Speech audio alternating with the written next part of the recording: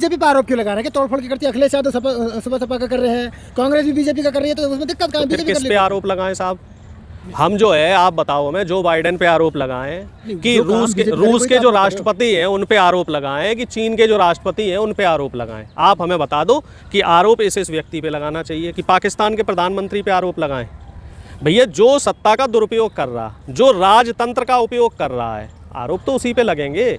जब कांग्रेस की यूपीए गठबंधन वाली सरकार थी तब बीजेपी किस पे आरोप लगाती थी? तब भी तो कहते थे भैया सिलेंडर महंगा हो रहा है, कांग्रेस की गलती है, डीजल पेट्रोल महंगा हो रहा, कांग्रेस की गलती, भ्रष्टाचार हो रहा, कांग्रेस की गलती। तो अब जब आपकी सरकार है और आप विधायक खरीद रहे हो, बेच रहे हो, विधायकों की दल बदली करवा रहे हो, सरकारें पलटवा रहे हो, तो फिर हम किसकी बुराई करेंगे उसमें, और किसको हम शिकंजे में लेंगे? डिम्पल यादव कह रहे हैं कि हमारा अलायंस मजबूत हो रहा है इसलिए नोटिस भेजे जा रहे हैं, जब कांग्रेस का कुछ है नहीं तो अलायंस मजबूत नहीं। तो आपका क्या कहना है इस पे?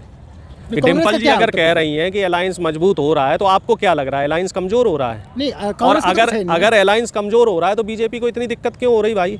चलो हमारा कमजोर बना रहने दो, हम तो ये कह रहे हैं हमें एक भी सीट ना आए, लेकिन तुम्हें तकलीफ क्यों हो रही है? जो बीजेपी के लोग हैं, जो गोदी मीडिया के लोग हैं, उन्हें क्यों तकलीफ हो रही? जो पत्रकार तमाम पूछ रहे हैं कि आपका साहब जनाधार घट रहा, मोदी जी का जनाधार बढ़ रहा है, मोदी जी विश्वगुरु बन गए, 400 से ज़्यादा सीटें लेके आएंगे। जब भैया तुम्हारी 400 सीटें आ रही हैं तो एक एक सीट और दो सीट के लिए ऐसी चिंदी चोरी तो ना करो साहब। एक विधायक, दो विधायक, चार विधायक, उनके घर पे सीबीआई के छापे डलवा रहे, ईडी के छापे डलवा रहे हो, विधायकों को घर से उठवा लिया। कोई मतलब एक नीति होती है। हिमाचल प्रदेश में 6 के 6 विधायक बेचारे घर पे सो रहे थे, उठा के उनको चंडीगढ़ ले आए साहब। प्यार है मोदी जी का जो उन्हें दिख रहा है अब। नहीं तो जब हमारी तरफ से प्यार वाली कार्रवाई होती है तो फिर क्यों बना जाते हो? फिर तो मोदी जी बिल्लाए घूमते हैं चारों तरफ, फिर ये कहते हैं कि साहब नहीं हमें कांग्रेस वाले गाली दे रहे हैं, हमारे साथ ये कर दिया, हमारे साथ वो कर दिया।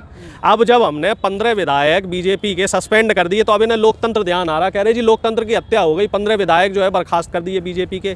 अरे तुमने तो 150 सांसद हमारे बर्खास्त कर दिए थे जब बजट सत्र आया था दिल्ली में, तो हमारे 150 सांसद तो तुमने बर्खास्त कर दिए। तब तो वहाँ लोकतंत्र मजबूत हो गया बिल्कुल एकदम से, ठीक है, एकदम से इतना मजबूत हो गया लोकतंत्र कि भारत का डंका विश्व में बजने लग गया।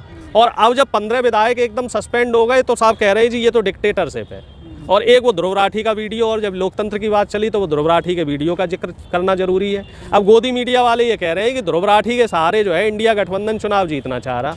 भैया ये बताओ, अगर ध्रुव राठी ने कोई बात लोकतंत्र को लेके कही है कि वहाँ डिक्टेटरशिप चल रहे हैं, तमाम फैक्ट्स दिए, तो क्या गलत बात कही? और गोदी मीडिया को इतनी पीड़ा क्यों हो रही है? भैया तुम भी तो राग अलापते रहते हो, दिन भर ढपली बजाते रहते हो मोदी जी की। मोदी जी द्वारका गए, वहाँ समंदर में अंदर गोते लगा रहे हैं उनके लिए, वहाँ पे नीचे जो है आपने देखा कहीं समंदर के नीचे भी रेड कारपेट लगा हो, वहाँ से भी फोटो खिंच रहे।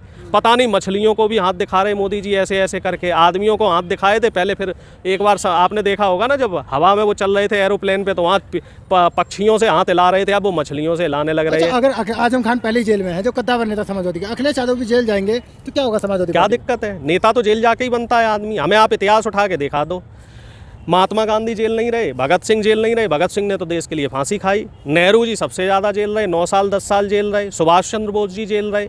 आप हमें एक ऐसा नेता बता दो जो जेल ना रहा हो। इंदिरा गांधी जेल रही, मुलायम सिंह जी जेल रहे, लालू जी जेल रहे, अटल बिहारी वाजपेयी जी भी जेल रहे। हाँ, जो गद्दार है RSS का वो नहीं रहा जेल। उसने पता है क्या किया? उसने अंग्रेज सरकार से माफ़ी मांगी, माफ़ीनामे लिखे।